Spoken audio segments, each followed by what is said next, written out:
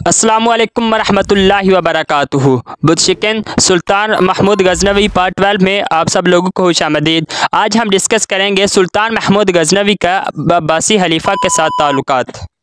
खलीफा हारून रशीद की वफ़ात के बाद अब्बासी खिलाफत बराए नाम ही की रह गई थी, क्योंकि तमाम जितनी भी छोटी छोटी रियासतें थे उन्होंने खुद मुख्तार हुकूमत का ऐलान कर दिया था और अब्बासी खलीफा इस काबिल नहीं था कि तमाम हुकूमतों को कंट्रोल कर सके। इसलिए उसने उन सब को कबूल कर लिया और यूँ इस्लामी टुकड़े टुकड़े हो गया। वो अब्बासी खिलाफत के जो तमाम आलम इस्लाम को एक मुट्ठी में बंद रखती थी, आज वो सारी खिलाफत को उसने बिखेर के रख दिया था और उसके कंट्रोल में कोई भी नहीं था। जो भी सल्तनत ताकत में आती वो उसके अंडर काम करती थी।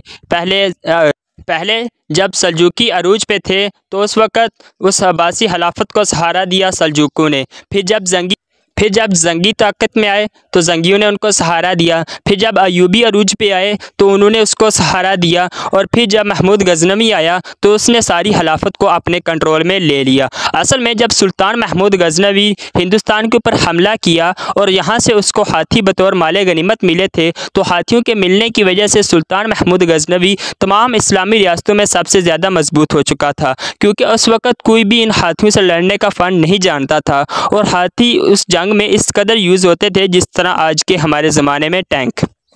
लिहाजा अब्बासी खलीफा समेत जो भी सुल्तान को आंखें दिखाता, सुल्तान उन्हें हाथियों का हवाला देकर उनको हमेशा के लिए चुप करा देता। जो भी सुल्तान के खिलाफ उठता तो सुल्तान उसको सिर्फ इतना जवाब देता, क्या तू चाहता है कि मैं तेरी ज़मीनों की तरफ अपने हाथियों को दौड़ाऊँ और तुम्हारी ज़मीनों को तहस नहस करके तुम्हारी ज़मीनों की जो हक है उसको अपने ऊँटों की पीठ पे लाद के गजनी ले आऊँ? तो जवाब में बाकी सारे जो है वो खामोश हो जाते। यही हिसाब सुल्तान ने खलीफा अल-कादर बिल्ला के साथ किया।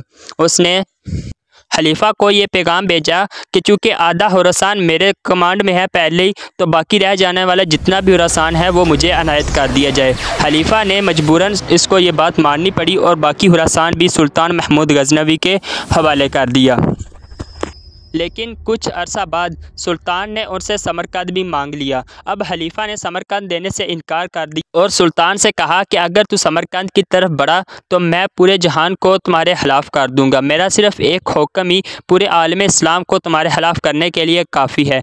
तो सुल्तान महमूद गजनवी को जब सुल्तान के खलीफा के एलची ने यह बात बताई तो वो बहुत ज़्यादा गुस्सा हुआ और उसने कहा, क्या तू चाहता है कि मैं दारुल खिलाफा की तरह अपने हाथियों को दौड़ा दूँ और उसकी जो हक है उसको अपने ऊँटों की पीठ पर लाद के गजनी ले आऊँ?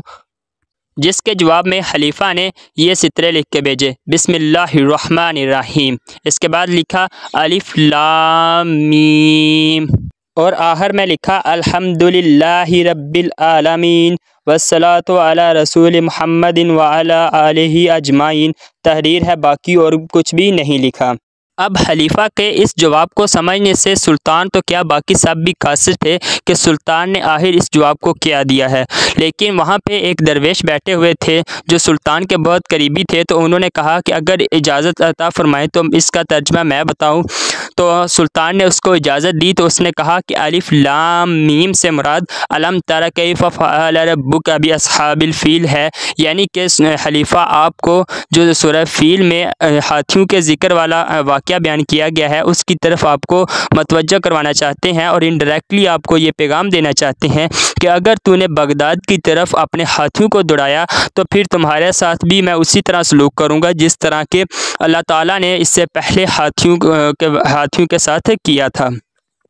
सुल्तान ने जब ये सुना तो सुल्तान के होश उड़ गए और सुल्तान बेहोशी के और मदहोशी के आलम में चले गए। जब उनको होश आया तो सुल्तान ने बहुत से तहाइफ और अपने जो माजरतनामा है वो लिख के भेजा और खलीफा से अपने सारे जो रवैया था उसकी माफ़ी मांगी। फिर 410 में उसने हिंदुस्तान को फ़तह किया तो उसका फ़तहनामा सुल्तान खलीफा अल-कादर बिल्ला के पास भेजा और साथ में एक ऐसा पत्थर भी भेजा कि जिस पत्थर को अगर जिस भी जिस्म बीमारी के ऊपर रखें वो बीमारी फ़ौरन से ठीक हो जाती थी। जब खलीफा ने फ़तहनामा को सब लोगों में और मजलिस में पढ़ के सुनाया तो सब लोगों में ईद का सा माह हो गया और हर लोग जो है वो ईद की तरह खुशियाँ मनाने लगे। 412 में कुछ उलमा कराम ने सुल्तान महमूद गजनवी के पास खत भेजा कि करामती जो है वो उनके खौफ से हम हज नहीं कर पाते और मुसलमान जो है वो हज की सआदत से महरूम रहते हैं और इनका खतरा दिन ब दिन बढ़ता चला जा रहा है। तो 412 में सुल्तान ने इस अर्ज़ पर मोहम्मद नासी को काज़ी क़ज़ा बनाकर भेजा और साथ में तकरीबन 30,000 हज्जाज को भी साथ भेजा। जब ये काफ़िला अहमद बिन अली शेख अराब के पास पहुंचा तो उसने उसे रोका।